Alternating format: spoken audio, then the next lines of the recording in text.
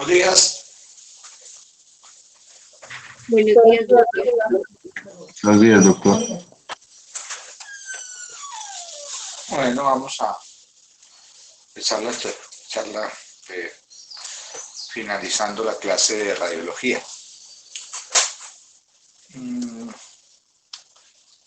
Volvemos a mirar esta gráfica y enfocamos desde el punto de vista radiológico los pasos a seguir. Y nos preguntamos que cuando hay una lesión pulmonar, los pasos a seguir son: ¿es una lesión intra o extrapulmonar? Ya vimos todas las lesiones intrapulmonares. Ahora vamos a ver parte de lo que ya hemos hablado de las lesiones extrapulmonares. Entonces nos hacemos una preguntita. ¿Es una lesión mediastínica? ¿Sí? Bien. Recuerde que los rayos X dan unos patrones radiológicos de radiopacidad, y entre esas imágenes de radiopacidad está el síndrome de ocupación mediastinal y el síndrome de ocupación iliar. ¿Sí? Empezaríamos entonces con el síndrome de ocupación mediastinal. Bueno, ya hemos comentado cuando vimos radiografía de tórax normal que era el mediastino y cómo estaba conformado. Miramos en una placa aquí, esta es la caja costal, ¿sí? Y este es el espacio pleural del pulmón derecho izquierdo. Y en la placa frontal aquí estaría todo lo que es el mediastino, ¿sí? Ya miramos en la placa lateral, según la clasificación de Felson, ¿sí? Nos está dividiendo el mediastino en tres partes, ¿sí? En tres compartimentos: anterior, medio y posterior, ¿sí? O sea, anterior, el espacio que está acá, medio y posterior, ¿sí? Así lo vemos, es la clasificación que más usamos en este momento, ¿sí? Aunque hay otras clasificaciones, por ejemplo, que hablan de la clasificación del mediastino, lo incluyen aquí en la parte superior. Pero esto es básicamente lo que hacemos. Entonces, recordando que el mediastino anterior está conformado por estructuras tan importantes como el timo en los niños, una glándula tiroides que podría estar aquí incluida como si fuera un bocio endotorácico, ganglios linfáticos, tejido adiposo, etc. ¿Sí? El mediastino medio, por los vasos brachiocefálicos, la tráquea, ¿sí? Los bronquios principales, ¿sí? Las venas cavas, la aorta ascendente, el pericardio, el corazón, ¿sí? Los ganglios linfáticos. En el mediastino posterior veríamos la vena ácidos y hemiácidos, el conducto torácico, el esófago, la aorta descendente, las cadenas simpáticas, los ganglios simpáticos, ¿sí? Nervio vago y la grasa. ¿Qué vamos a discutir del mediastino? Pues algo muy interesante que es sobre las masas mediastínicas.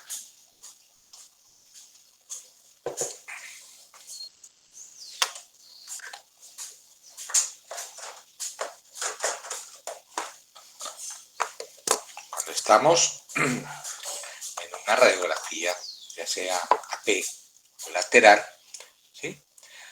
La manifestación radiológica de una masa corresponde a una alteración del contorno externo del mediastino, ¿sí? Y da signos de lesión extrapleural, ¿sí? Además de que puede desplazar ciertos órganos alejados del mediastino. Por eso, desde el punto de vista radiológico, una lesión que se origina en el mediastino, ¿sí? Al contrario que del pulmón, es una masa mediastínica que no contiene broncograma aéreo, ¿sí?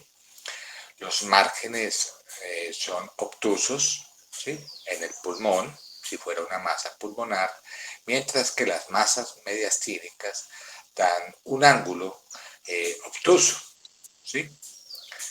¿Ok? O sea que una masa pulmonar abombaría el mediastino y crearía un ángulo agudo, ¿sí?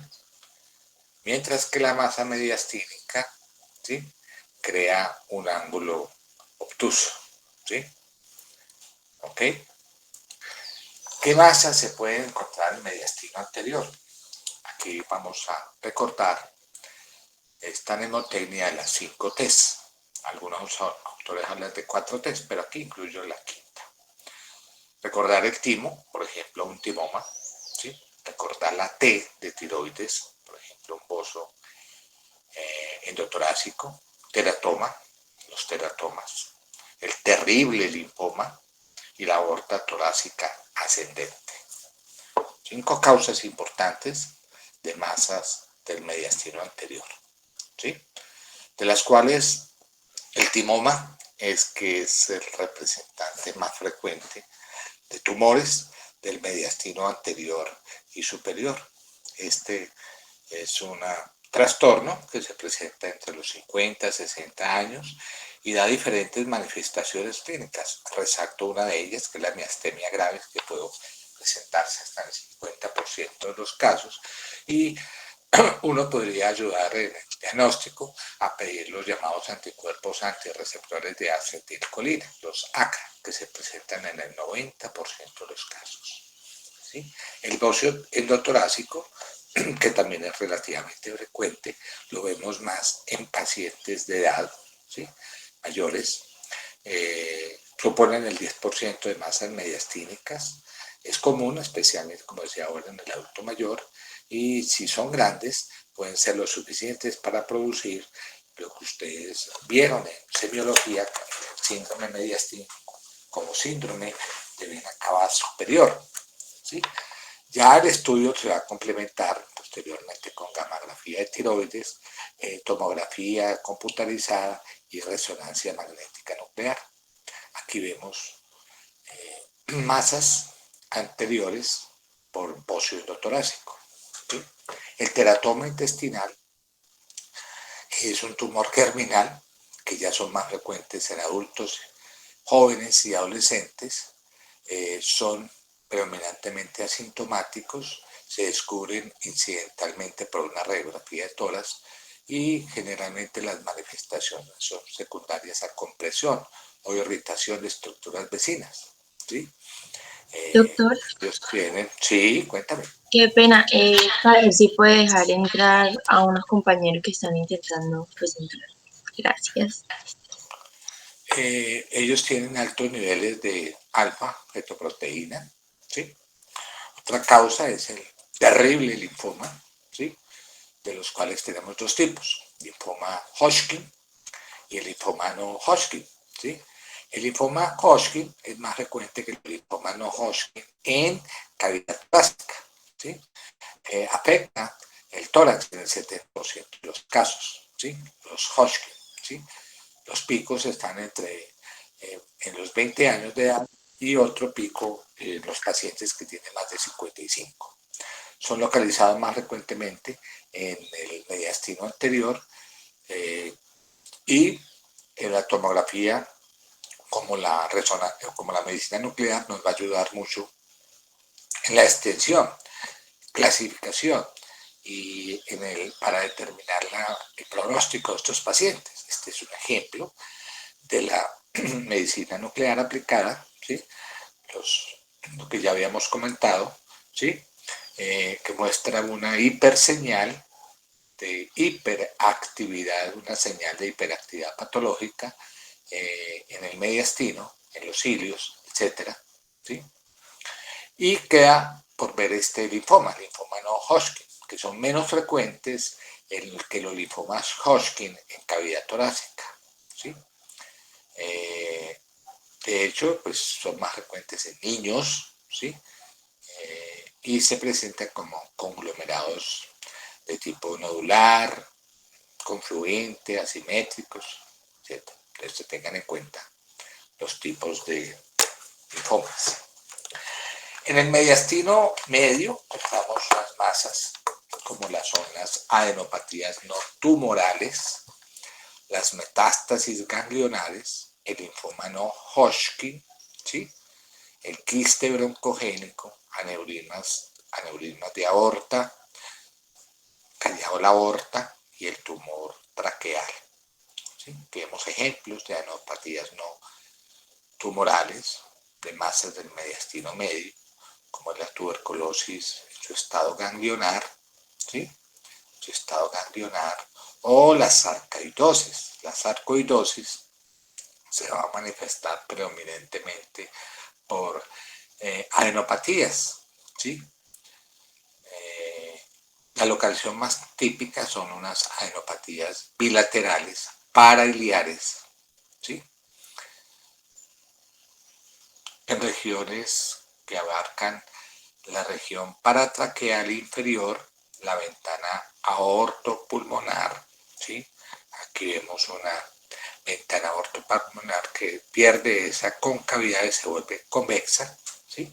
Y en la región paratraqueal subcarinal, debajo de la carina, ¿sí? La sarcoidosis, un ejemplo aquí de una sarcoidosis, ¿sí? Y la silicosis, ¿sí? En este caso recuerda que son nódulos ganglionares múltiples confluentes que se van calcificando y producen la llamada silicosis conglomerada, ¿sí? Otra causa, ¿sí?, importante de masa del mediastino anterior son los quistes broncogénicos, que vamos a verlo más adelante, ahorita, cuando veamos lesiones quísticas en el patrón de hiperlucidez, ¿sí? Aneurismas de callado aórtico, otra causa de aneurismas, de masas del mediastino medio. Están las masas del mediastino posterior, de los cuales los más frecuentes son los tumores neurogénicos, el tumor de esófago, los aneurismas de aorta descendente, tumores vertebrales, el absceso tuberculoso o mal de Pott, ¿sí? De las masas del mediastino posterior, el más frecuente es la presentación de tumores neurogénicos tipo neurilemona, que es el schwannoma o neurinoma, que predomina entre los 30 y 50 años.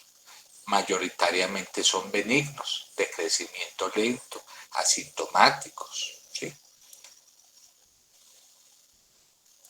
O también el neurofibroma, que hace parte de una manifestación mediastínica de la enfermedad de von Reckling-Gausen. Tumores neurogénicos, los más frecuentes en masas del mediastino posterior. Aquí vemos un aneurisma de aorta descendente, ¿sí? ¿Ok?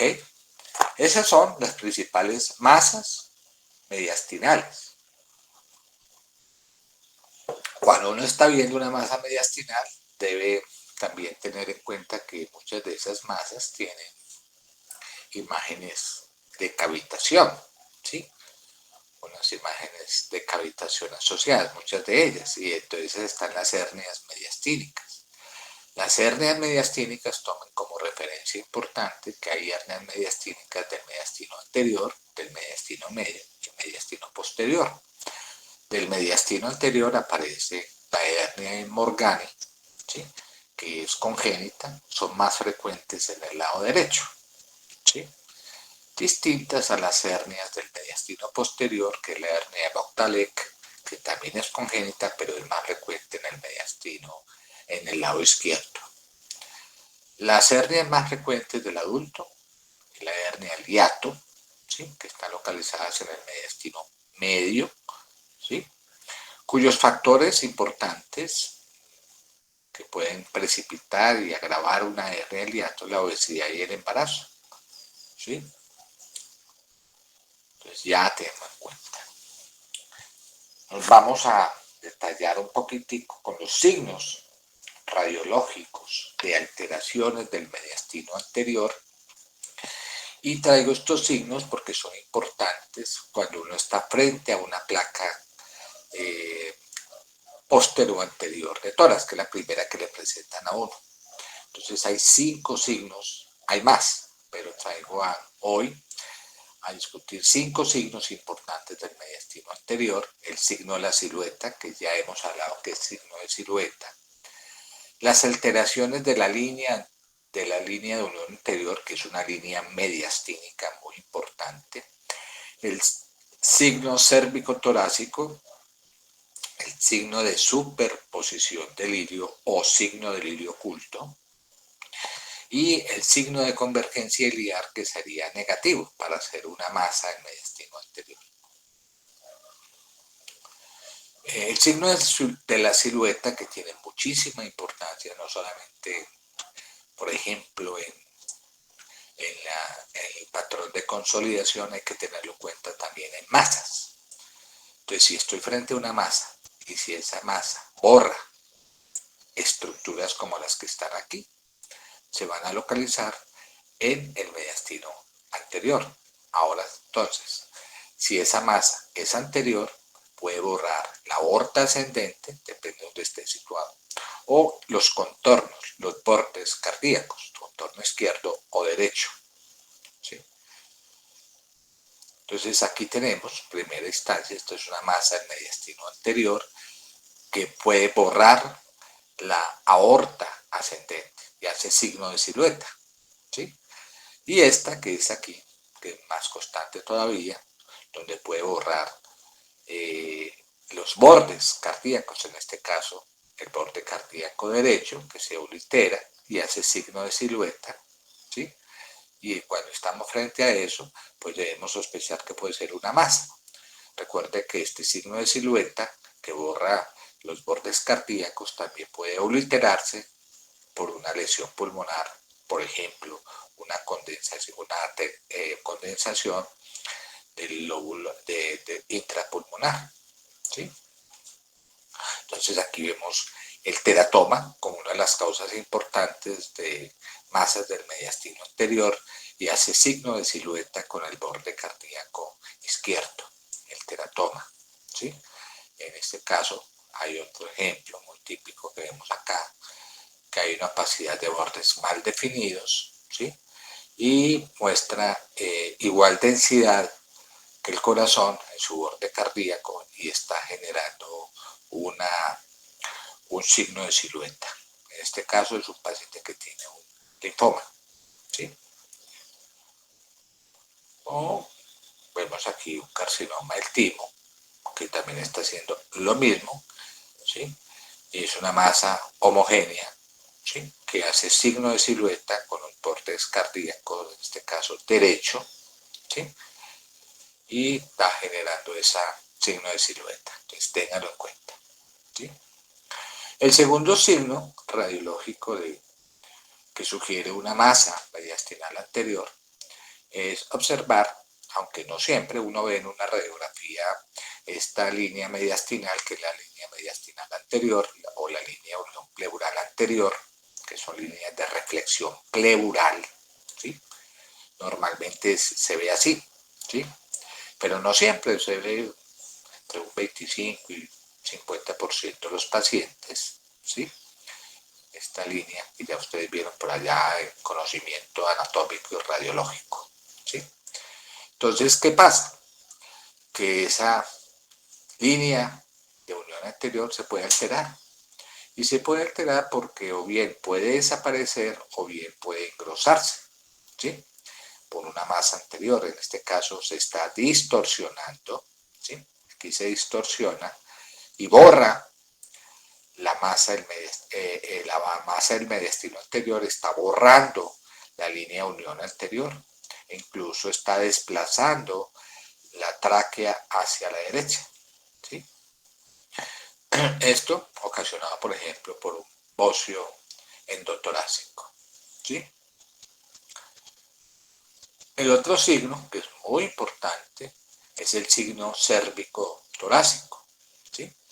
Tengamos en cuenta ahorita que cuando es una masa del mediastino anterior, esta masa del mediastino anterior no sobrepasa el borde superior de las clavículas. Entonces, si esa masa está aquí, exclusivamente en esta zona, sin sobrepasar el borde superior de las clavículas, debemos sospechar que esa masa está en el mediastino anterior. ¿Sí? No olviden que el borde más alto del mediastino anterior acaba a nivel de las clavículas. ¿Sí? ¿Ok?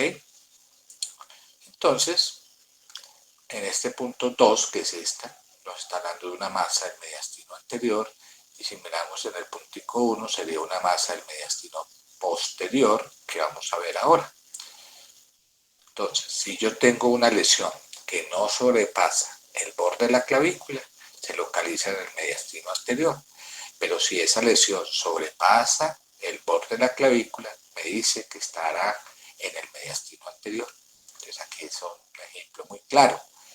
En un paciente con un bocio endotorácico que muestra una masa, ¿sí?, que sugiere mediastino anterior con este signo, puesto que está localizada básicamente por debajo del borde superior de la clavícula, no la sobrepasa, ¿sí? ¿Sí? Y como en esta, que no está sobrepasándola. Entonces, yo tengo una masa que predominantemente está por debajo de ella, entonces digo, esto es una masa de mediastino anterior. En este ejemplo, es un paciente que tiene un linfoma Hodgkin, ¿sí? Bien. ¿Dónde está localizada la masa mediastínica?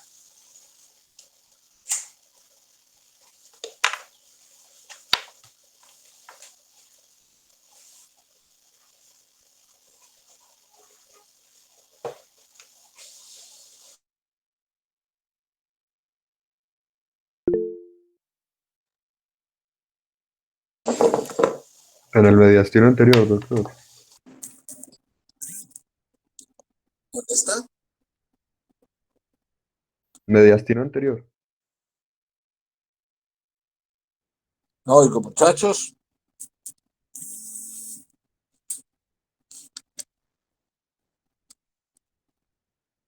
Bueno, poca participación. Esta masa está localizada en el mediastino anterior, porque el signo cérvico-torácico me está diciendo que está por debajo del borde superior de la clavícula, ¿sí? El cuarto signo es el signo de superposición del ilirio, o signo del ilirio oculto, o signo de ilirio tapado. Este signo me sirve para varias cosas. Distinguir si una masa es iliar, vascular, de origen vascular, o no iliar, o sea, una masa mediastínica, ¿sí? En cuanto a si es una masa mediastinal, o sea, iliar, perdón, no iliar, me está diciendo que posiblemente si aparece este signo, lo más probable es que sea una masa del mediastino anterior, aunque también puede ocurrir en masas del mediastino posterior, ¿sí? Si es una masa mediastinal, se sobreponen al ilio, estaría dentro, el ilio estaría dentro, sin desplazarlo, no desplaza el ilio, ¿sí? Si uno logra visualizar los vasos iliares a través de una masa, significa que esta no nace en el ilio, por tanto estará localizada en el mediastino, ya sea anterior o posterior, ¿sí? Entonces, si yo visualizo, en este caso, la arteria pulmonar, las arterias pulmonares, el hilo izquierdo, dentro de la masa, dentro del borde lateral, me está diciendo que es probablemente una masa del mediastino. Y lo más frecuente es que sea anterior, ¿sí? Aquí lo vemos, ¿sí? Entonces me está diciendo en esta imagen que las estructuras del hilio, ¿sí?, están dentro de las estructuras de esta masa. Me está diciendo el signo, me está hablando del signo del hilio oculto, ¿sí? Y me está hablando a favor de una masa mediastinal, ¿sí? Aquí, ¿qué vemos? Una radiografía con una masa parailiar izquierda, ¿sí?, que deja signo de silueta positivo, y aquí estoy viendo las estructuras con mayor radiopacidad, ¿sí?, de las arterias pulmonares que estarían ocultas dentro de la masa, ¿sí? Me está diciendo, señor, este paciente tiene, como vemos aquí en la radiografía, resaltado, esta estructura sería el ilio pulmonar, me está diciendo tiene una masa, probablemente de mediastino anterior. ¿Sí? Lo mismo acá, vemos la masa y superpuesto a ella está las arterias pulmonares, en este caso la descendente sobresale, ¿sí? Entonces la lesión no es mediastínica, no es una lesión, ¿sí? Sino que se sitúa anterior, ¿sí? Y probablemente es que sea una masa mediastínica, ¿sí? Lo mismo acá, muestra, que es otro ejemplo muy bonito, ¿sí? En un caso de un paciente con un tumor germinal de tipo mediastínico, y estamos viendo la placa PA, un aumento de la densidad, ¿sí? Que corresponde al ilio derecho, que está dentro de la masa, ¿sí? Mediastínica. Y aquí lo comprobamos, ¿sí? Sería el espacio retroesternal está aumentado por un aumento de la densidad de él, ¿sí? Que está diciendo que sugiere y confirma que es una masa del mediastino anterior, ¿sí? Otro ejemplo bonito de este, perdón, es este, aquí, ¿sí? Entonces, ¿qué tengo? Un paciente con un carcinoma químico que tiene bordes bien definidos, localizada en el tercio superior del tórax, ¿sí? Que da signo de superposición de línea, ¿sí? Lo mismo acá, una masa paramediastínica derecha. El quinto signo, ¿me escuchan? Sí, Sí, doctor. Bueno, es el signo de la convergencia iliar o ensanchamiento mediastínico, ¿sí? Si este signo aparece como signo de convergencia iliar negativo, o sea que cuando las ramas de la arteria pulmonar se desplazan fuera de la posible masa, vamos a hablar de una masa iliar mediastínica, ¿sí? O sea, los vasos pulmonares se desplazan por la masa y entonces no hay convergencia como acá, ¿sí? Hay convergencia si los vasos, ¿sí?, iliares se dirigen hacia la lesión, ¿sí? Entonces, si ese signo de convergencia nos da negativo, o sea, los vasos no convergen, ¿sí?, hacia la lesión, se tratará entonces de una masa mediastinal, una masa iliar.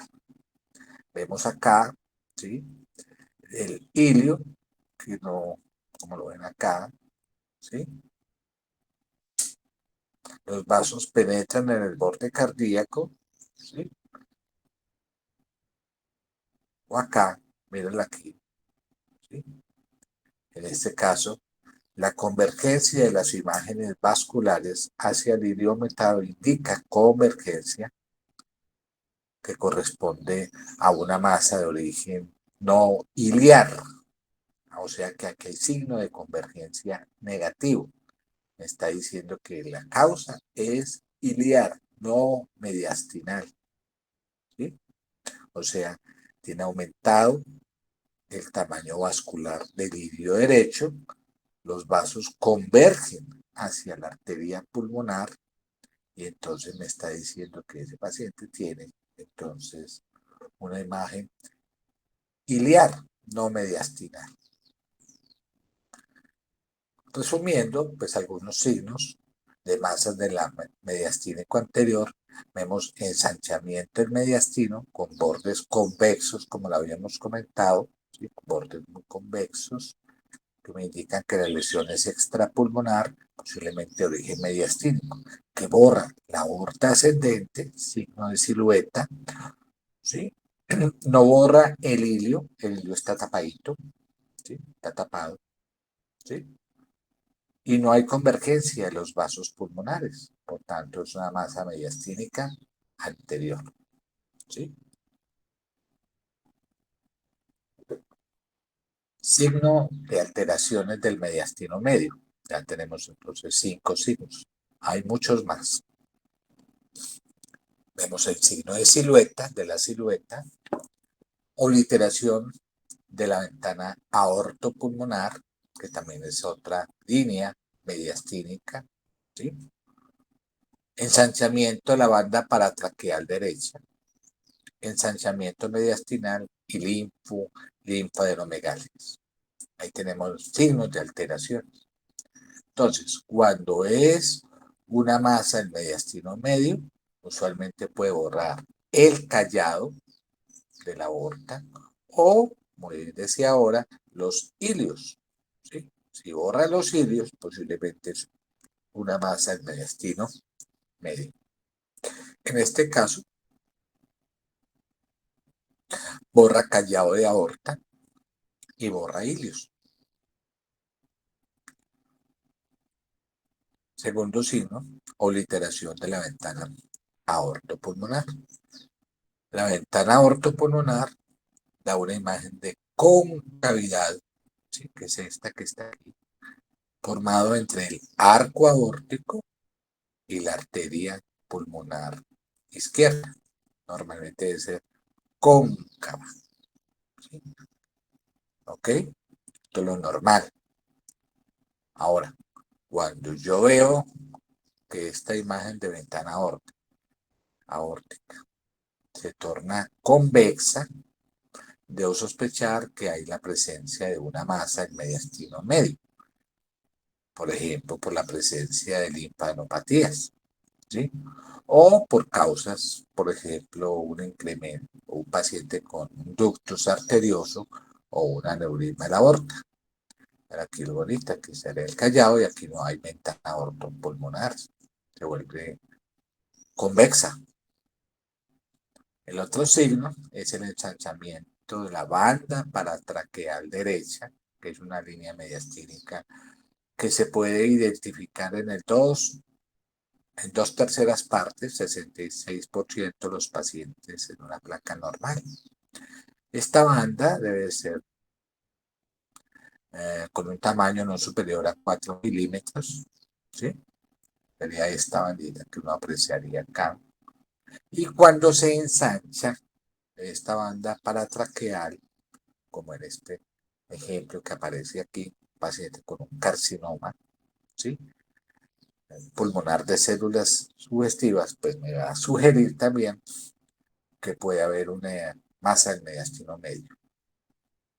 El ensanchamiento mediastinal, ¿sí? Un ensanchamiento mediastinal que se define como un aumento del diámetro transverso del mediastino de más de 8 centímetros a nivel de la altura del arco aórtico. Me está diciendo, tiene un ensanchamiento mediastinal, ¿sí? Es algo que habla a favor, ¿sí? Perdón, ¿sí? Y el último sería la presencia de linfadenomegalias o adenopatías, ¿sí? Siempre hay que mirarla en una placa PA y confirmarla en una placa lateral, ¿sí? Las linfadenomegalias son hallazgos muy frecuentes de enfermedades mediastínicas, ¿sí? Y tienen dentro de su forma de presentación, ¿sí? Las masas mediastínicas, las linfadenomegalias, ¿sí? Pueden estar o no asociadas a ensanchamiento mediastinal severo. Entonces aquí tenemos un ejemplo de linfadenomegalias donde aparece el signo de la triada de Garland, que es el signo de 1, 2, 3. 1, que es adenopatías paratraqueales derechas.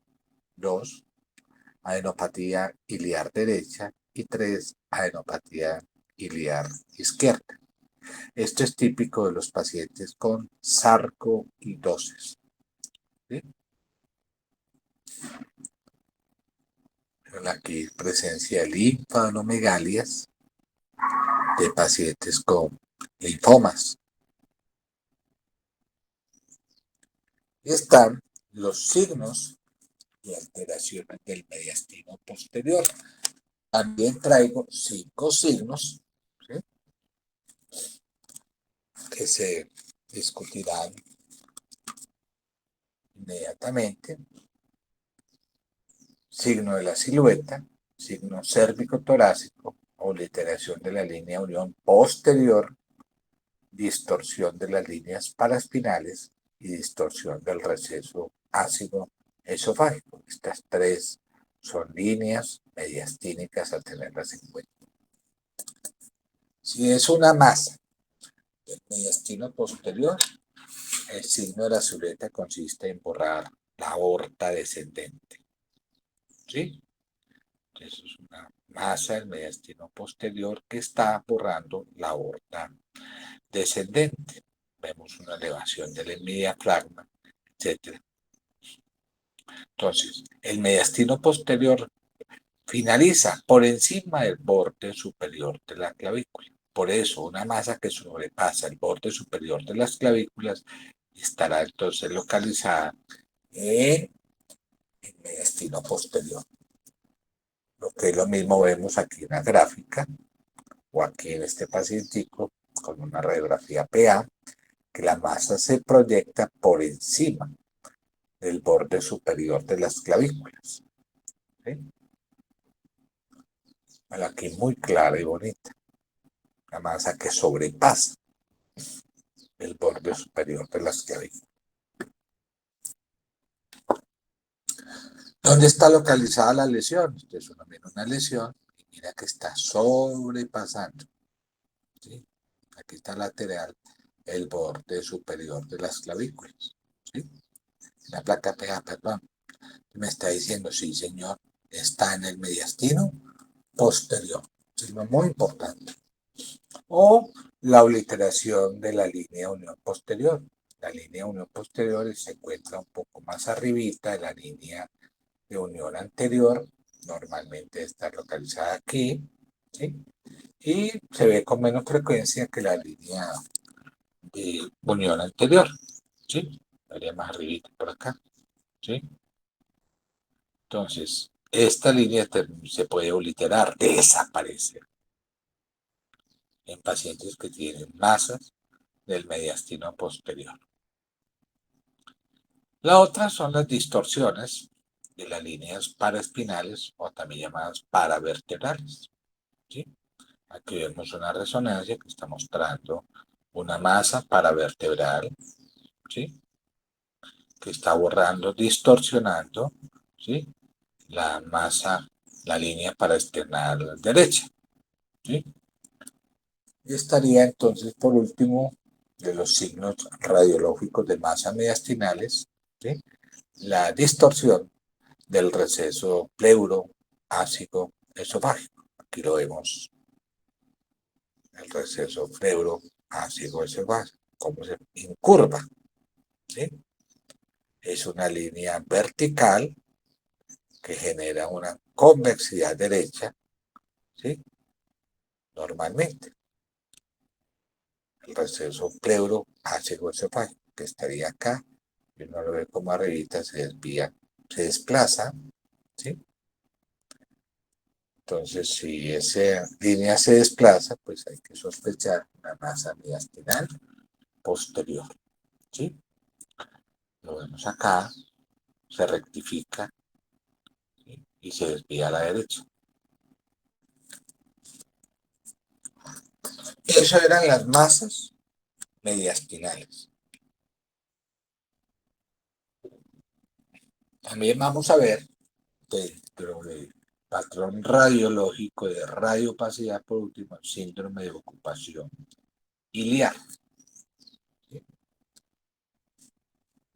No es lo mismo ilio que mediastino, ¿cierto? Entonces, cuando yo me refiero al ilio pulmonar, ya lo habíamos comentado en el repaso de radiografía normal, estoy hablando de esos ilios, o sea, principalmente de origen vascular. Aunque uno puede, recuerden que el ilio tiene vasitos y tiene ganglios alrededor, Entonces, cuando digo alteraciones del hilo vascular, me refiero a alteraciones vasculares o adenopáticas. Bueno, principalmente vasculares, que es el tema, porque ya hablé de adenopáticas. Y uno puede encontrar hilios pequeños o hilios grandes, ¿sí? Un hilio pequeñito puede ser porque el paciente ya en el sentido unilateral, porque la plaquita está rotada, ¿sí? O tiene otras alteraciones de la caja torácica, ¿sí? En este ejemplo mostramos aquí, bueno, lo retiré para no complicar. Entonces, cuando hay hilios, siempre piensen que puede ser un hilio grande, un hilio pequeño. Ahorita vamos a ver algunas causas, ¿sí? Hilios grandes, hilios pequeños. Pues como estoy refiriendo, una de las causas importantes del patrón iliar vascular, recordamos que este es el patrón de vascularización normal. No olviden esta regla. Las arterias y venas se abren en abanico, desde los cilios en sentido caudal. Y en la medida que va bajando va disminuyendo su tamaño. ¿Sí? ¿Ok? Esto es lo normal.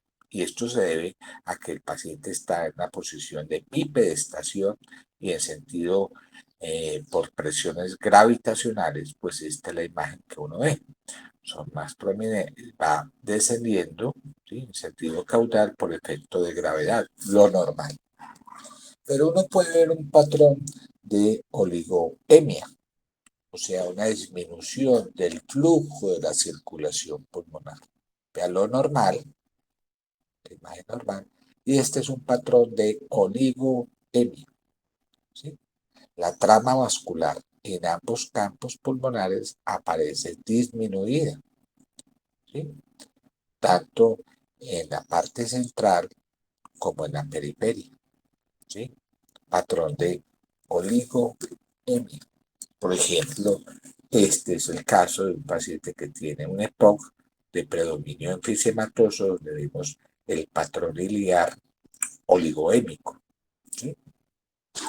O en pacientes que tienen causas de origen vascular, un patrón de oligoemia sería la tetralogía de Fallot, ¿sí? Que genera un cortocircuito derecha-izquierda, ¿sí?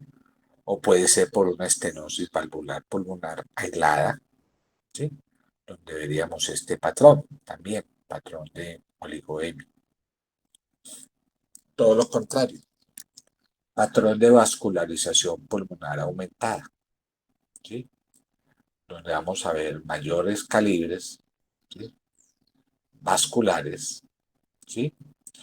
Que se dirigen no solamente en sentido caudal, sino que con el tiempo se van dirigiendo en sentido cefálico, lo que llamamos una cefalización de flujo. Ese patrón de vascularización pulmonar aumentada se le llama plétora pulmonar, donde los vasos van a estar dilatados, ¿sí? Tanto centrales como periféricos, y se pueden acompañar de cardiomegalia a expensas predominantemente del corazón, del ventrículo, las cavidades derechas, aurícula derecha o ventrículo derecho, ¿sí? Aquí vemos un patrón de vascularización aumentada porque vemos como el tronco pulmonar y la arteria descendente del lado derecho está muy prominente, ¿sí? Ejemplo de un paciente con una insuficiencia al lado derecho, ¿sí? O porque tiene origen congénito, tipo, perdón, ¿sí? Tipo, ¿qué? ¿Dónde voy yo? Acá. Porque tiene un cortocircuito de izquierda a derecha. Entonces, por ejemplo, una comunicación interauricular, una comunicación interventricular o un ductus, distinto a la tetralogía de Fallot, ¿sí? Donde vamos a ver el patrón de oligoemia, son distintos. Este es Doctor, el paciente que tiene, señor. en el patrón de vascularización aumentada, ¿se dirigen en sentido cefálico o caudal? Es que no escuché bien, se me cortó. No, que inicialmente puede aparecer gradual, vamos a ver ahorita, y pueden dirigirse en sentido cefálico, que va a dar la imagen en astas de cuerpo, ¿sí? Vamos a verlo ahorita. Ah, listo, doctor. En pacientes con hipertensión venosa pulmonar crónica, como decía ahora, se engruesan los vasos centrales, se van disminuyendo vasos periféricos y dan un aspecto así como ustedes ven aquí, imagen en árbol podado. Pero el patrón de hipertensión venosa pulmonar también puede dar esta imagen, que es la que usted me está preguntando. Una redistribución hacia los ápices, ¿sí? ¿Ok? Donde el tamaño duplica en los ápices a los vasitos que están a nivel caudal. Entonces dan esta imagen en astas del cuerpo, que es la imagen que puede uno ver en pacientes con insuficiencia cardíaca, ¿sí? Una de las primeras manifestaciones clínicas de una insuficiencia cardíaca es esta, la cefalización de flujo en una hipertensión, con hipertensión venosa, ¿sí? En una falla cardíaca. O este es el paciente que tiene, por ejemplo, un patrón de hipertensión ya no venoso, por esto se llama cefalización por hipertensión venosa, sino que puede tener patrón ya no de hipertensión venosa, sino patrón de hipertensión arterial pulmonar, ¿sí? Entonces, una cosa es patrón de hipertensión venosa pulmonar, como es la cefalización de flujo, que es donde está el signo más importante, que es el signo de asta de cuerpo, y otra es el paciente que tiene hipertensión arterial pulmonar crónica, ¿sí? Cuando hay una hipertensión arterial crónica, ¿sí? Vamos a ver crecimiento, sobre todo el lado derecho, ¿sí? Con un diámetro muy aumentado. Aquí vemos que normalmente no debe medir más de 16, 17 centímetros el diámetro de esta arteria descendente de la pulmonar derecha, ¿sí? Y entonces será un signo importante. Además, ¿sí? En el lado derecho hay una prominencia del tronco de la pulmonar, el signo de hipertensión pulmonar, ¿sí? Aquí vemos típicamente esto, ¿vean? Un engrosamiento de la arteria pulmonar, ¿sí? Que muestra un crecimiento de este hilio pulmonar, engrosamiento del tronco de la pulmonar, ¿sí? Del lado izquierdo, y esto me está indicando un patrón de hipertensión pulmonar, ¿sí? Vemos aquí, engrosamiento, ¿sí? En la plaquita PA, y si lo miramos en la plaquita lateral, todo esto me está diciendo, acuérdese que este está hablando aquí, la tráquea, y todo lo que esté por delante de él es ilio derecho, ¿sí? Ok, listo. Si la causa es ciliar, ¿sí? Entonces una pregunta, bueno, si la causa es ciliar, es probable que sea vascular o adenopática, ¿sí? Bien, un signo que nos ayuda mucho a distinguirlo es el llamado signo de Dona, ¿sí? El signo de Dona es muy importante porque es un signo que se encuentra muy frecuente en placas PA con hilios engrosados, ¿sí? Y aquí tenemos que definir si ese hilio engrosado, ¿sí? La causa es iliar o no iliar, y si es iliar, es vascular o adenopática, ¿sí? Entonces, cuando estamos frente a eso, una placa PA, hay que confirmarla con una placa lateral. Y ya en la placa lateral nos va a decir si la causa es adenopática o vascular. Si la causa es adenopática, entonces vamos a encontrar adenopatías, sobre todo adenopatías subcarinales. Y da la imagen de la dona, ¿sí? Que es una imagen que está rodeando toda la vía aérea a la altura del ilio.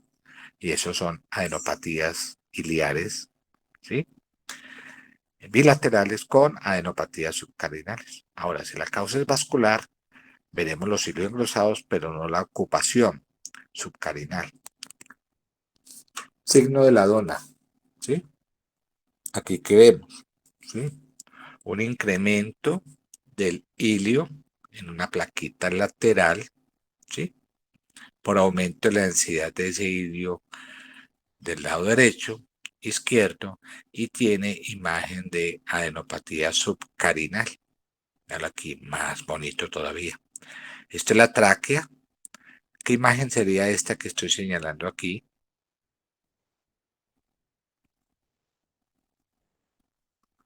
Radiopaca, finalizando la tráquea. Sí, es El bronquio, el bronquio izquierdo.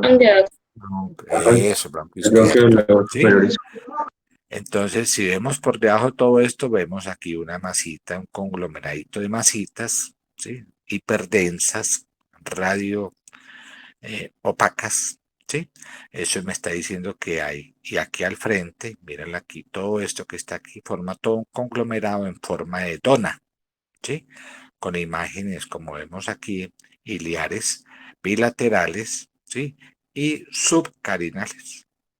Otro ejemplo, imagen de dona, ¿sí? Esta es la tráquea, ven aquí, la tráquea bonita, bronquio, y rodeando todo esto son imágenes de adenopatías calcificadas, o sea, me está diciendo, la causa es adenopática. Bien, por último, vamos a ver el patrón de radiolucidez. Todo lo que hemos hablado hasta acá son patrones de radiopacidad, exceptuando neumotoras, que ya lo discutimos, ¿sí? Entonces, cuando estoy frente a una placa radiográfica, además de determinar, de hacer lectura de calidad técnica, la segunda pregunta que me debo hacer es, ¿esta imagen es radiopaca o radiolúcida? Ya vimos la radiopacidad, que son patrones de alta atenuación con incremento de la densidad pulmonar, ¿sí? Cuando estoy frente a una imagen radiolúcida, entonces yo ya digo, esto es un patrón de baja atenuación, un área de disminución de la densidad pulmonar y usualmente obedecen a lesiones que están llenas de aire, ¿sí? Entonces es la que yo les mostraba al principio. Es una imagen más oscurita, con aumento de la transparencia, que es radiolúcida, y yo me debo hacer muchas preguntitas si estoy frente a una plaquita de tórax, ¿sí? Por ejemplo, el problema es técnico, de pronto el paciente rotó y no fue una técnica adecuada, o tiene una mastectomía, ¿sí? O la causa es de origen pulmonar, de origen pleural, como vimos ahora en estas clases, perdón, neumotoras, es de origen vascular, por ejemplo, una obstrucción sin infarto, un cuadro oligoémico que mostramos ahorita, la llamada tetralogía de Fallot, ¿sí? Que también se asocia a imagen de radiotransparencia pulmonar, o la causa es mediastinal, un neumomediastino, un quiste congénito, etcétera, ¿sí? Cualquiera sea la causa, en este caso de origen pulmonar, por ejemplo, por una secundaria, una atelectasia masiva, que es lo que llamamos hiperinsuflación compensatoria, que ya la vimos en las atelectasias, ¿sí? O una hiperinsuflación pulmonar, como vemos en los pacientes enfisematosos, ¿sí? O lesión quística y cavitaria, que sería una lesión pulmonar.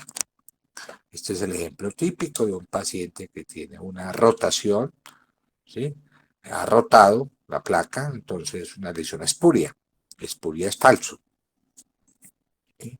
Entonces da una imagen de hiperclaridad del lado derecho con una imagen que contrasta con el lado izquierdo y tenemos que tener en cuenta y mirar a cuál es el borde interno de las clavículas y si coinciden o no con la apófisis espinosas y entonces digo, esta es una placa mal tomada. Entonces yo me confundo y digo, ve, acá hay una imagen de radiotransparencia y podría sospechar que el paciente tiene otra causa erróneamente, ¿sí? O un paciente que tiene un cuerpo extraño, ¿sí? En este caso, en una placa PA inspirada, vamos a ver un aumento del hilio izquierdo y leve hiperclaridad pulmonar de este pulmón, ¿sí? Y lo comprobamos por una placa en expiración que muestra marcada hiperclaridad pulmonar, ¿sí? Y me está sugiriendo que es un cuerpo extraño. Entonces, mire pues cómo sirve todo esto para determinar. Siendo más específicos, y de una manera clara cuando usted está frente a un patrón radiológico, una radiografía de tórax, y usted ve una radiolucidez, pues debe pensar muchas causas de las que ya le dije. Causas, recuérdese, mediastinales, pleurales, ¿sí? Eh, pulmonares. Y entre las causas pulmonares, la radiolucidez puede ser un signo claro, por ejemplo, de un neumotórax, que ya lo vimos. O lo que nosotros vamos a llamar el patrón destructivo, ¿sí? Que es lo que llamamos un patrón quístico. Pero este patrón quístico incluye varias definiciones: las bulas, los neumatoceles, los quistes propiamente dicho, las cavitaciones que se distinguen un poquito distintas por tamaño y otras características, el enfisema, y aquí está, no está incluido, pero lo incluyo las bronquiectasias, ¿sí? Y la panalización, que es el patrón reticular grueso que ya comentamos en clases anteriores cuando hablamos de la llamada patrón en panal de abejas, ¿sí? Que es la suma de un patrón reticular grueso con imágenes quísticas asociadas. ¿Ok?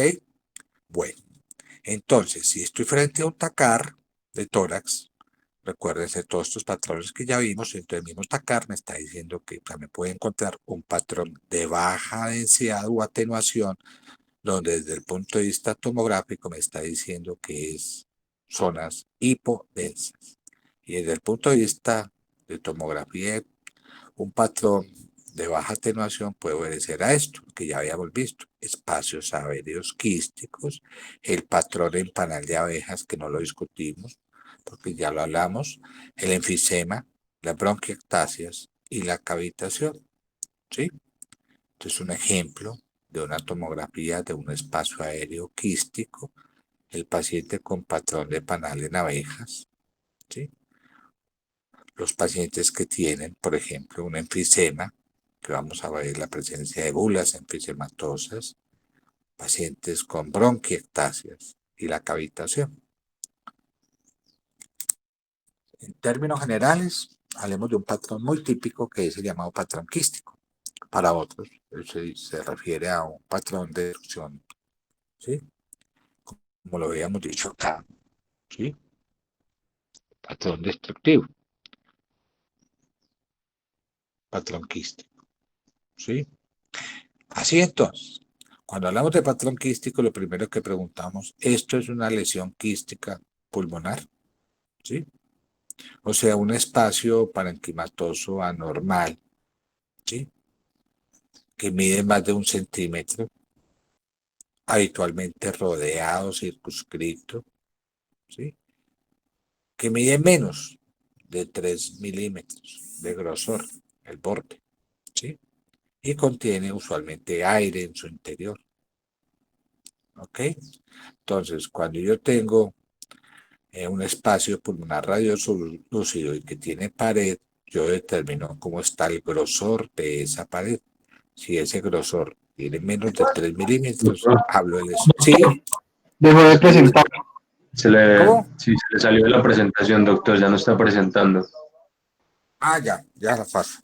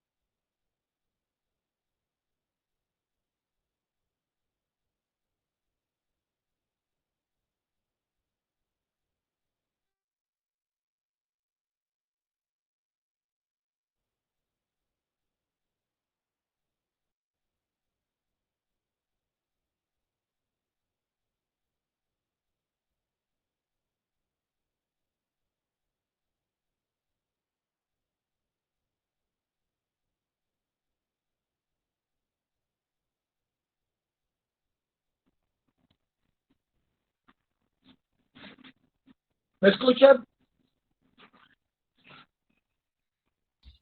Sí, Sí, doctor. Sí, doctor.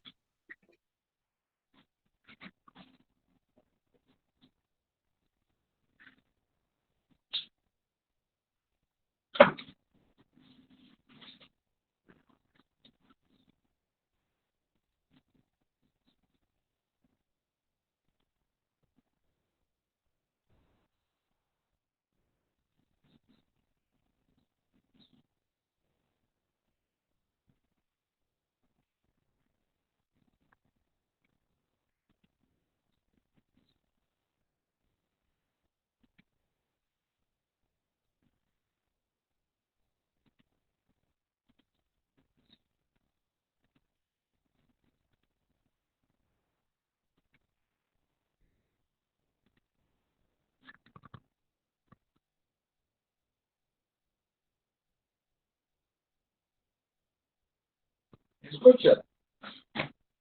Sí, doctor.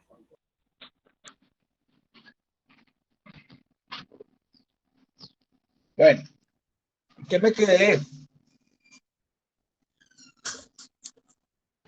Íbamos ahí, doctor, en que era un espacio parenquimatoso normal, 10 centímetros, normalmente ¿Cómo? lleno de...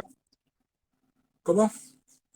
¿Qué me quedé? Eh, Nos quedamos ahí, doctor, definiendo Ah, bueno. que era una lesión quística pulmonar.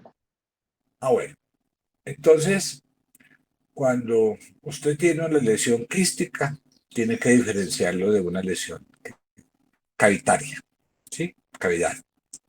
Ambos términos hacen referencia a un espacio pulmonar anómalo que tiene aire con paredes muy definidas. Pero la diferencia está en el grosor de la pared, ¿sí? Si ese grosor de la pared mide menos de 3 milímetros, hablamos de quiste. Y si es de más de 3 milímetros, hablamos de lesión cavitaria o lesión cavital, ¿sí? Así entonces, cuando yo tengo una lesión quística, debemos suponer causas importantes, ¿sí? Y entre las causas importantes, aquí voy a referirme a estas, las más importantes, no quiere decir que son, las otras no lo sean, pero me voy a referir a este concepto importante. Bula, bleb, neumatocelia. Después hablo de lesiones congénitas, como es el quiste broncogénico, o causas infecciosas, por ejemplo, por neumocitis carini o el equinococcus granuloso, ¿sí? Que pueden ser localizadas o múltiples, ¿sí? Así entonces, la primera definición que va a tomar es el concepto de lesión quística focalizada y multifocal, que es el bleb y las bulas, ¿sí? Bula y bleb, ¿sí? ¿Qué es un bleb o ampolla? Es un pequeño espacio que contiene gas dentro de la pleura visceral, ¿sí? O en el pulmón subpleural. Eso es un bleb, ¿sí? Radiológicamente aparece con una pared muy delgadita, ¿sí? Se localiza más frecuentemente en los ápices pulmonares y se refiere a un área focal, ¿sí? Usualmente pacientes enfisematosos, ¿sí? Que tienen un enfisema que nosotros llamamos paraseptal o asinartistal, que ya va a hablar algo de ello. ¿Ustedes ya vieron enfisema en patología? Sí, doctor. Bueno, la bula, primero que los pacientes enfisematosos tienen muchas características y una de ellas es la presencia de bleb o bulas, ¿sí? ¿Qué es una bula entonces? Bueno, son como los bleb pero de mayor tamaño, ¿sí? Miden más de 1 centímetro, ¿sí?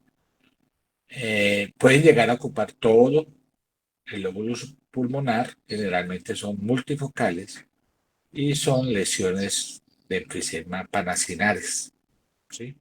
La llamada bula enfisematosa, de manera que para recortarles, el enfisema tiene diferentes tipos morfológicos, centroacinar, panacinar y paraseptal, que ya lo vieron ustedes, ¿sí? Así entonces, el enfisema usualmente se acompaña de bulas enfisematosas. hay bulas enfisiematosas de origen congénito, etcétera, ¿sí? Suelen tener localización subpleural, están localizadas predominantemente en los lóbulos superiores, ¿sí? Y en ocasiones se pueden romper y generar un neumotórax, ¿sí? Dependiendo del tamaño del neumotórax será atención o no. Entonces aquí vemos una placa PA mostrando una imagen radiolúcida con unas paredes muy delgaditas, ¿sí? Se llama bula enfisematosa. Ve aquí la placa del TAC mostrando diferentes patrones de hiperlucidez y aquí vemos la presencia de una bula enfisematosa severa en el lado izquierdo, ¿sí? Aquí lo vemos en un paciente con enfisema, una llamada bula enfisematosa, que es el signo directo y el único signo directo confiable radiológicamente en un paciente con enfisema. Otro concepto además de Bleb y bula es el neumatocele. También los neumatoceles son lesiones intrapulmonares de paredes finas, como si fuera un quiste, patrón quístico, que no indican destrucción del parénquima, que suelen ser transitorios y se pueden resolver espontáneamente. Una de las causas más frecuentes de neumatoceles son las causas infecciosas. Por ejemplo, neumonías por estafilococo aureus, por Klebsiella, ¿sí? O por hongos como la Pneumocystis jirovecii, ¿sí? Aquí vemos un patrón de neumatocele en un paciente con un cuadro neumónico, ¿sí? Aquí un neumatocele confirmado por el TAC, etc. Entonces, ese es importante a tenerlo en cuenta. Lo otro es que esos neumatoceles, pues, perdón, escúcheme, esos quistes, porque nos hemos alejado el concepto de quiste, causas de quistes, ¿sí? Entonces tenemos los llamados quistes broncogénicos. Este es el quiste broncogénico, ya vieron ustedes, son formaciones únicas, esféricas, que se localizan en dos sitios principales, a nivel central o periférico, ¿sí? Cuando es central, llamamos que es una localización mediastínica, ¿sí? Que es la localización más habitual que hay. Lo llamamos quistes broncogénicos, que aparece esta imagen, que más cerca sería un quiste broncogénico, ¿sí? Y por último estaría entre los quistes, ¿sí? Las causas infecciosas. Mire aquí el paciente con Pneumocystis jirovecii, que pues muestra en el TAC nódulos cavitados múltiples, ¿sí? Con quistes y todo lo que ustedes quieran. O la infección la infestación por estos parásitos, que son quistes pulmonares por equinococos granulosos, que formarían el llamado quiste hidatídico pulmonar. La enfermedad de la miseria, ¿sí? Este es un quiste hidatídico pulmonar, ¿sí? Que da este signo importante, a tenerlo en cuenta, que es el signo de camalote, ¿sí? Que tiene un nivel hidroaéreo en su interior, aquí, ¿sí? Esos son los quistes, término muy general. Ahora vienen las lesiones cavitarias, ¿sí? Patrón cavitario, que tenemos que distinguirlo de un patrón quístico. ¿Cuál es la diferencia? Bueno, que el grosor de esa lesión es mayor de 3 milímetros, ¿sí? Entonces es una lesión cavitaria. Esa es la definición de una lesión cavitaria, que lo veíamos. La lesión cavitaria, el grosor. Causas, muchísimas. Y tiene una serie de características. Aquí lo veíamos una de ellas. El grosor mayor de 3 milímetros, ¿sí? En esa lesión cavitaria hay que mirar cómo está ese revestimiento interno. Si es liso o está mal definido, irregular. Entonces hay que pensar en una neoplasia, un absceso. Si el contenido de esa lesión cavitaria es aéreo o hidroaéreo o es sólido, ¿sí? Nos va a definir causas. Si es aéreo, por ejemplo, una posinfección. Si es hidroaéreo, tiene un absceso. Si es sólido, tiene un nódulo tumoral, es un aspergiloma, mesotoma, etcétera. ¿Sí? Si estas lesiones cavitarias es solitaria o es múltiple. Si es solitaria, piensa en un absceso, un carcinoma primario que se cavita, como el carcinoma epidermoide. O si es múltiple, por ejemplo, una metástasis, etcétera. Entonces, ¿qué causas producen estas lesiones cavitarias? Bueno, ustedes que son múltiples. Y resalto lo que vamos a dar ejemplos. ¿Sí? Si es neoplásica, piensen en un tumor primario, tipo carcinoma broncogénico y específicamente el carcinoma de células escamosas, o epidermoide, que es el que más cavita dentro de los tumores pulmonares. Infecciones, por ejemplo, lo que ahorita hablábamos, neumonías bacterianas necrotizantes, infección postprimaria de tuberculosis, u hongos, ya sea histoplasmosis o aspergilosis pulmonar. ¿Sí? Entonces, dentro de las causas neoplásicas, ¿sí? Tenemos el carcinoma de células escamosas, ¿sí? Que es el tumor que con mayor frecuencia, el tumor primario pulmonar, que con mayor frecuencia se cavita. Aquí un ejemplo de un TAC, ¿sí? Mostrando una lesión cavitaria pulmonar. ¿Sí? O si la causa es infecciosa, pues sospechen mira aquí niveles hidroaéreos, una neumonía bacteriana necrotizante, ¿sí? O una tuberculosis de reactivación endógena que da imágenes fibrocavitarias con lesiones, como ven ustedes acá, igual que en la cistoplasmosis, ¿sí? Imágenes múltiples, ¿sí? Con cavitaciones múltiples. Cavitación, el grosor, ¿sí? La histoplasmosis, o la aspergilosis, causante de esto. La aspergilosis puede dar diferentes manifestaciones. Si una de ellas es el llamado micetoma clásico, micetoma, lo vieron en patología. Radiológicamente da este signo aquí, el signo del aire creciente.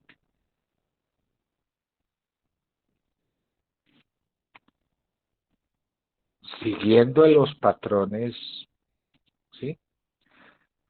Quísticos, aparecen unas lesiones, que son las llamadas lesiones pseudoquísticas pulmonares, que obedecen a dos causas importantes, el enfisema y las bronquiectasias. ¿Sí? Entonces, en el paciente con EPOC, tipo enfisematoso, desde el punto de vista fisiopatológico y todo lo que ustedes quieran, vamos a definirlo, que un enfisema es un atrapamiento aéreo posterior, una destrucción del parénquima pulmonar. Muy distinto el fenotipo enfisema al bronquítico. Este paciente tiene sobredistensión del espacio aéreo distal a los bronquíolos terminales. ¿Sí? Hay una destrucción de las paredes alveolares y va a presentar áreas de baja atenuación, ¿sí? O sea, áreas de hiperlucidez por atrapamiento de aire o porque tenga bulas, etc. ¿Sí? ¿Y debido a qué? Bueno, en gran parte esa hiperinsuflación y atrapamiento aéreo se debe a obstrucción al flujo aéreo por pérdida del retroceso elástico pulmonar. ¿Sí? Vimos los diferentes patrones, ¿sí? De enfisema, ¿sí? Y con que están asociados. Ustedes ya vieron patología, pero recordando algunos. El enfisema centrolobulillar o centroacinar es el más prevalente. Aquí hay una destrucción irreversible de paredes alveolares que predominan en los lóbulos superiores y que frecuentemente está asociado a tabaquismo y muestra estas lesiones, vean aquí, lesiones múltiples, quistes, ¿sí? Y la presencia inclusive de bulas enfisematosas, ¿sí? Predominantemente en región apical, ¿sí? El enfisema panlobulillar, que se asocia frecuentemente a deficiencia de alfa-1 antitripsina, predominantemente en los lóbulos inferiores, ¿sí? que es una enfermedad rarita que se ve en pacientes menores de 40 años, ¿sí? Fumador, etc. Y estaría el enfisema para aceptar, que este es el patrón típico que da esas imágenes de bulas, enfisematosis, ¿sí?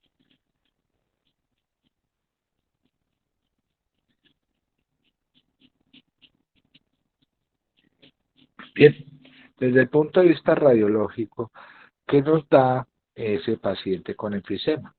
Les decía ahora que el único signo específico de enfisema por destrucción pulmonar es la presencia de bulas. ¿Siempre son constantes? No, es un hallazgo infrecuente, pero aquí se destaca este signo de enfisema buloso, ¿sí? Que es el típico fumador joven con bulas gigantes, joven porque es menor de 40 años, ¿sí? Que tienen preferencia en los lóbulos superiores y que están relacionados con ese enfisema que habíamos nombrado ahora, para aceptar. Ese es el signo específico más importante, hay que buscarlo siempre. Un signo constante en la radiografía es el atrapamiento aéreo, ¿cierto? O sea, fenómenos de hiperinsuflación que da la imagen de hiperclaridad, ¿sí? Con diafragmas aplanados en una placa PA, ¿sí? Etcétera, ¿sí? Y en la placa lateral, pues hay pérdida de la convexidad habitual, ¿sí? Del diafragma, ¿no? Se alteran los vasos pulmonares, decíamos ahorita que en el enfisema hay una reducción del calibre de los vasos periféricos, o sea, una oligoemia, ¿sí? Predominio inferior, ¿sí? Aquí lo vemos, un ejemplo de ello, paciente que tiene un enfisema puloso, gigante, lóbulo superior, ¿sí? En la placa lateral, perdón, en la placa PA, debemos también buscar otros signos, como este que está descrito aquí, que es el signo de tráquea en sabla, la tráquea en sable, o tráquea en vaina de sable, ¿sí? Donde muestra que hay un estrechamiento del diámetro coronal transverso de la tráquea, ¿sí? Y otros signos de la caja torácica, como la horizontalización de las costillas, ¿sí? Y en una placa lateral vamos a ver que la cavidad retroesternal está muy elevada, con un aumento del diámetro posterior de esa área retroesternal que sería lúcida. El tórax adopta ese aspecto de campana, campaniforme, ¿sí?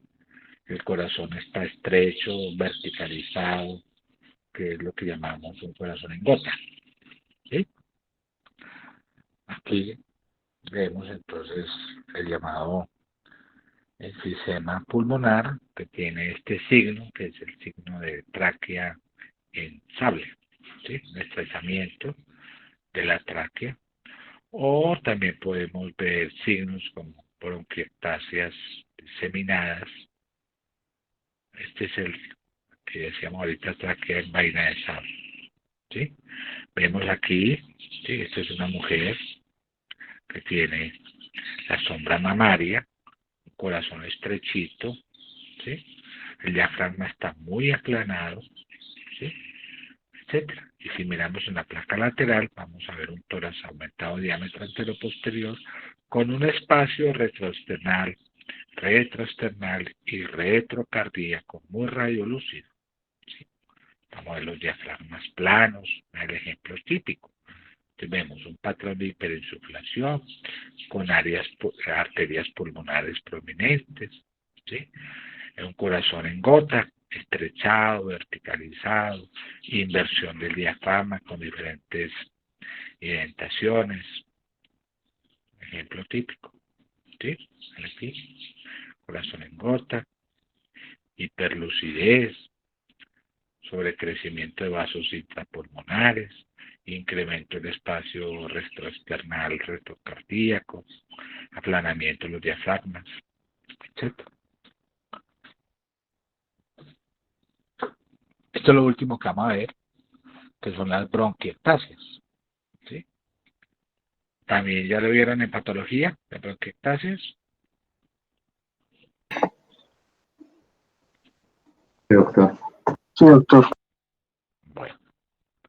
Entonces, a diferencia, por ejemplo, del paciente con EPOC enfisematoso, la bronquiectasia también puede ser un hallazgo de paciente con EPOC, pero con bronquitis crónica. No olviden esa diferencia también después de que vamos a hablar de EPOC.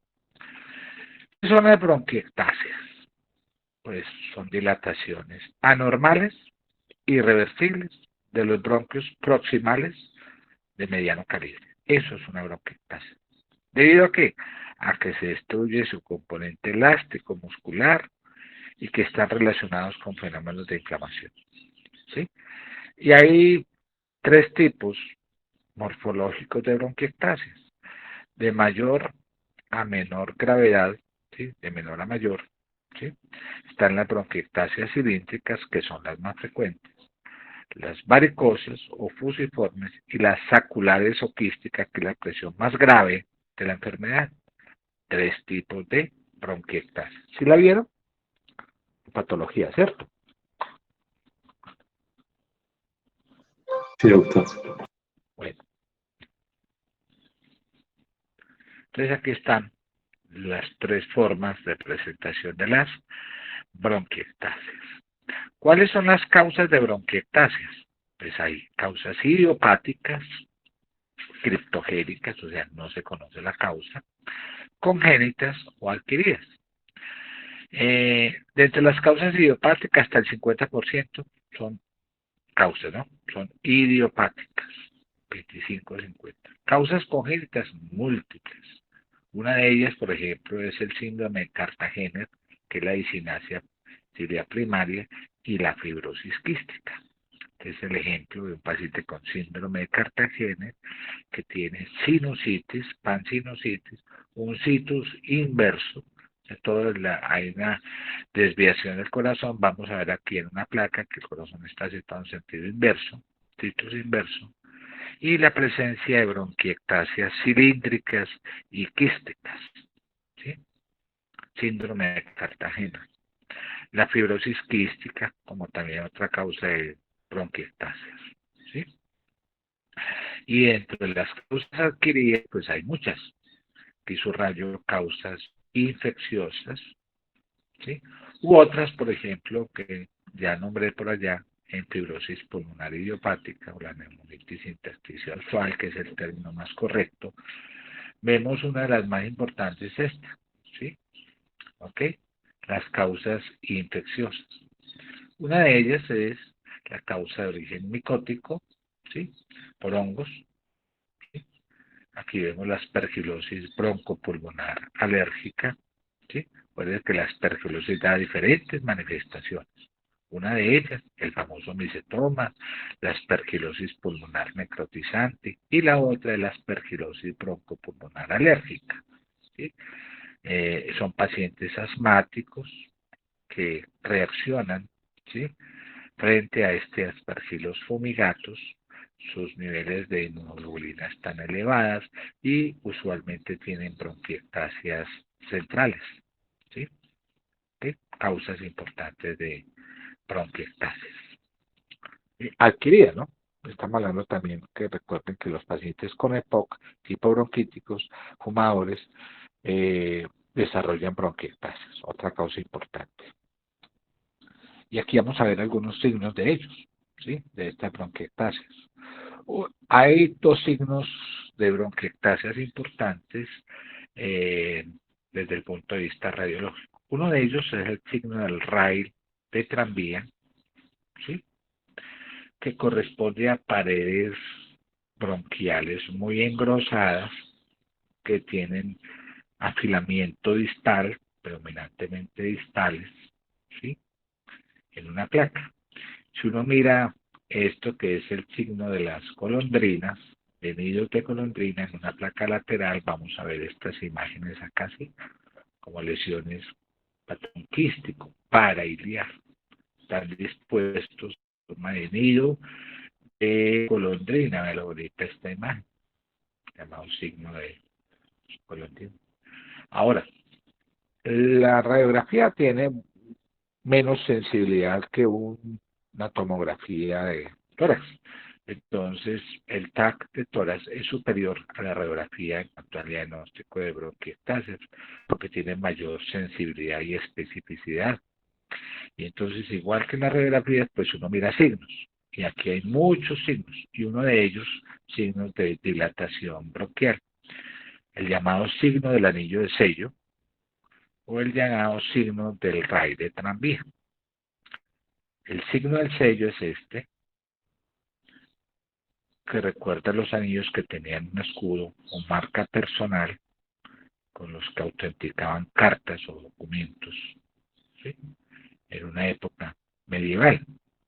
Ahora, en el TAC vemos estas imágenes en forma de anillo de dedo, que son bronquios verticales, cara bonita, ¿sí? En un TAC de tórax. Y está el otro que complementa esta imagen del signo de la, perdón, sí, este es del anillo, perdón, este es el signo del ray de tranvía, escúcheme con un error. El signo del ray de tranvía, ¿sí? No el signo del anillo de sello, el signo del ray de tranvía, que sería como este aquí, estas imágenes que complementan las imágenes. Este signo hay que buscarlo en pacientes bronquíticos crónicos, no olviden también eso, ¿sí? ¿Alguna pregunta?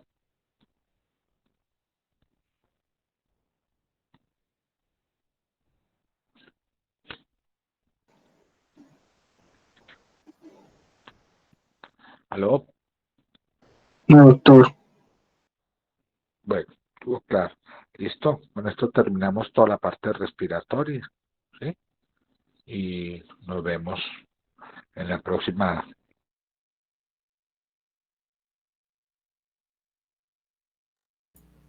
Muchas gracias, doctor.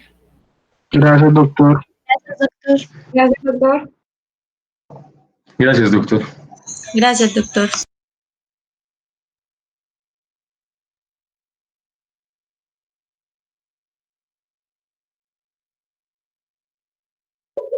Gracias, doctor. Hasta luego.